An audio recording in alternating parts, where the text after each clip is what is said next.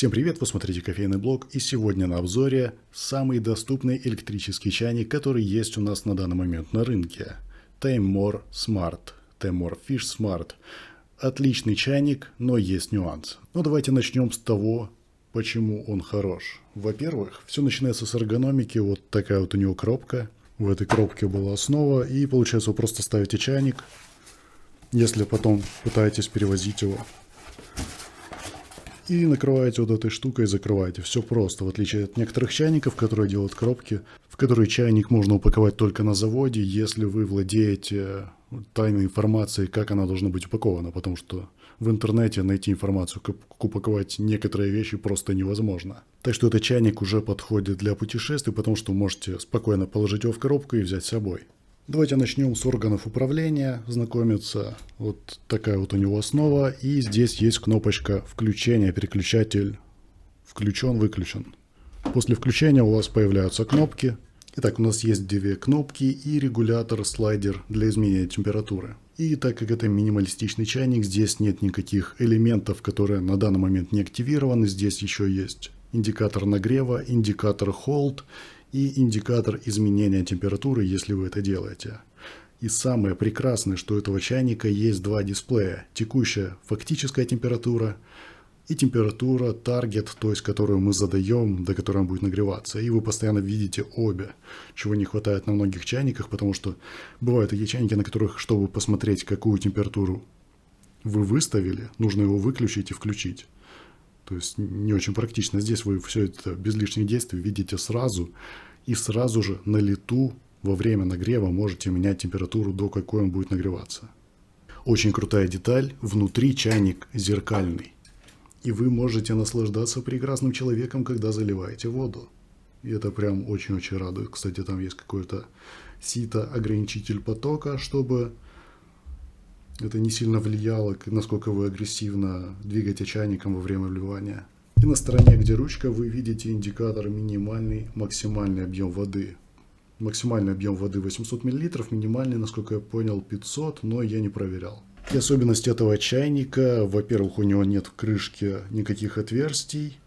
Здесь только на самом корпусе они. И еще здесь очень хитрая система контроля температуры воды. О ней чуть позже, ее плюсах и минусах, а пока что посмотрим, сколько воды помещается, если залить минимальное количество. Кстати, забегая наперед, меня очень радует, что здесь есть шикарная краска, просто шикарная, и что чайник белый.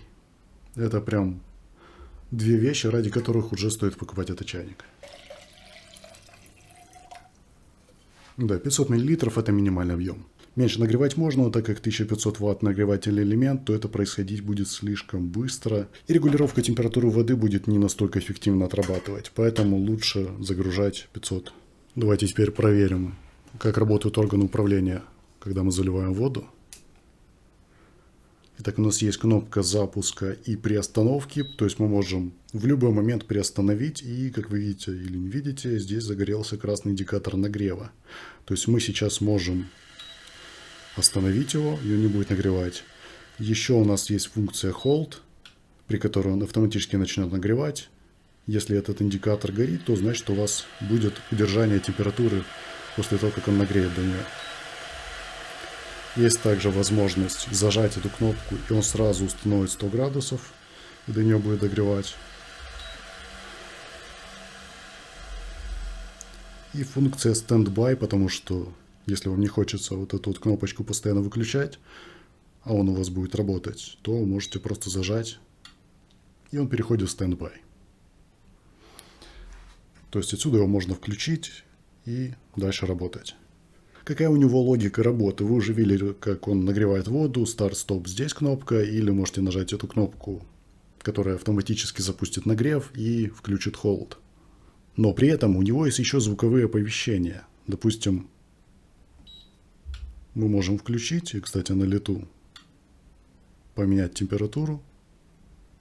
То есть он в это время приостанавливает нагревательный элемент, потом опять запускает сам. При достижении температуры он подаст сигнал. То есть давайте установим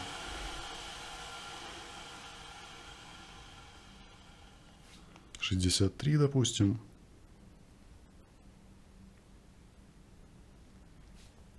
То есть в этом режиме он будет показывать вам звуковым сигналом, что он уже готов к тому, чтобы выдавать воду нужной температуры. И в данный момент можно проследить на логику работы нагревательного элемента. Чем хорош этот элемент? Тем, что он нагревает воду прям с космической скоростью 2 минуты, пол-литра нагревает. Вроде до 100 градусов. Ну, примерно 2 минуты уходит на нагрев в среднем воды.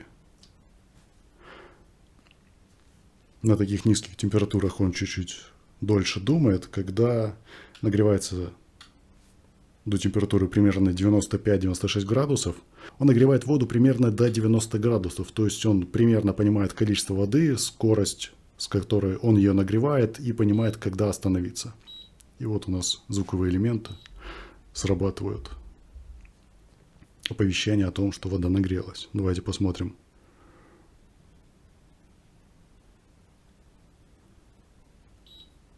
Будет ли он на холде показывать?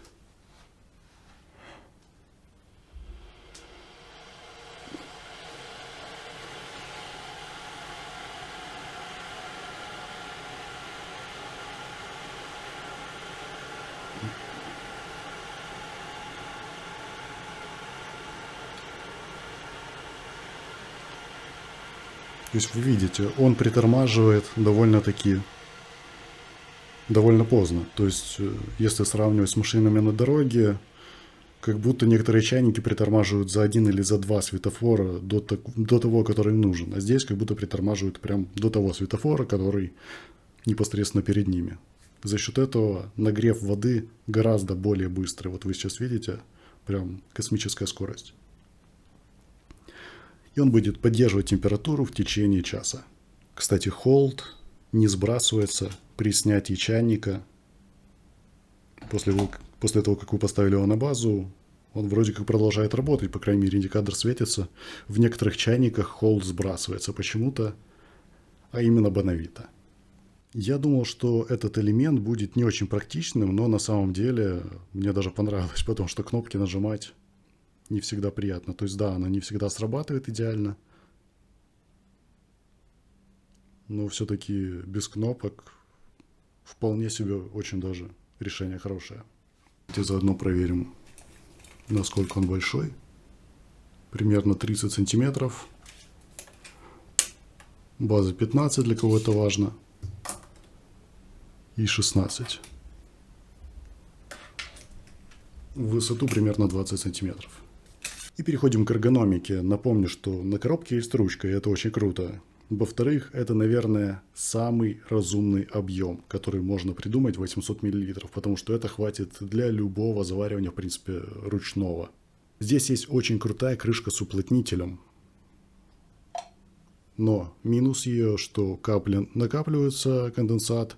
И если вы об этом не знаете, то можете снять ее, и у вас капли попадут на стол или даже на чайник.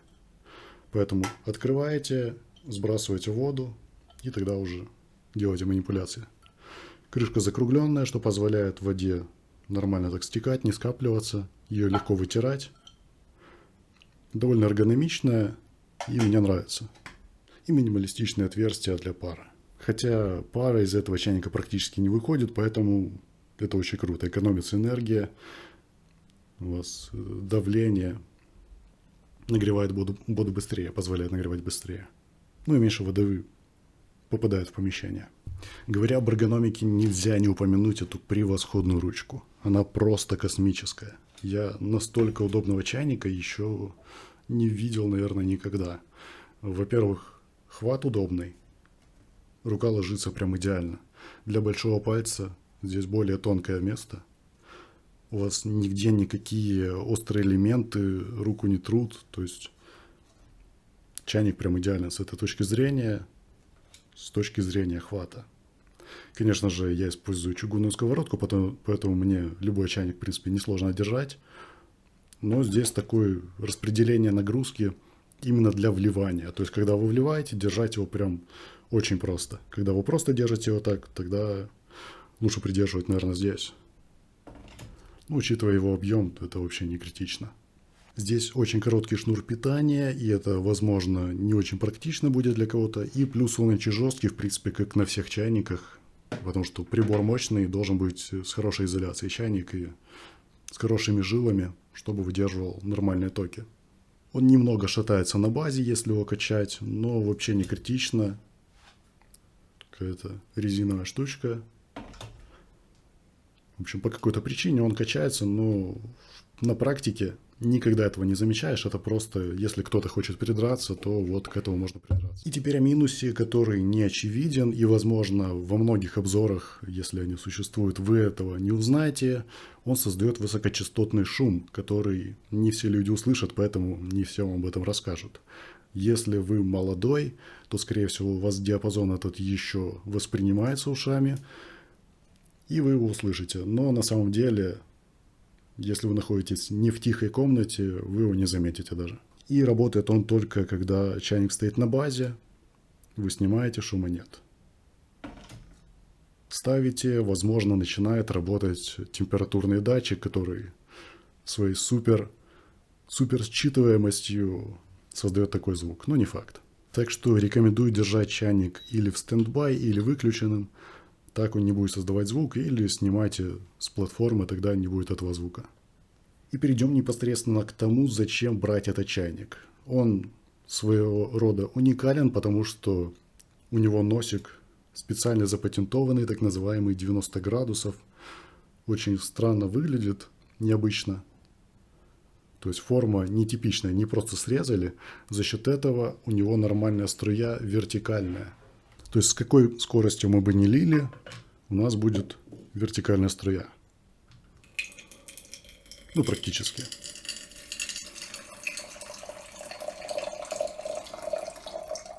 И огромный плюс, что я могу использовать, во-первых, регулируемый поток, во-вторых, очень-очень маленький.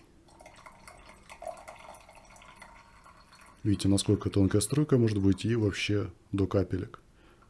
Некоторые чайники бывают такие, что когда начинаешь вливать, у них есть поверхностное натяжение, струйка начинает литься по носику и падает. То есть здесь, когда вы начинаете вливать, какая бы скорость ни была, постоянно капли будут падать вниз.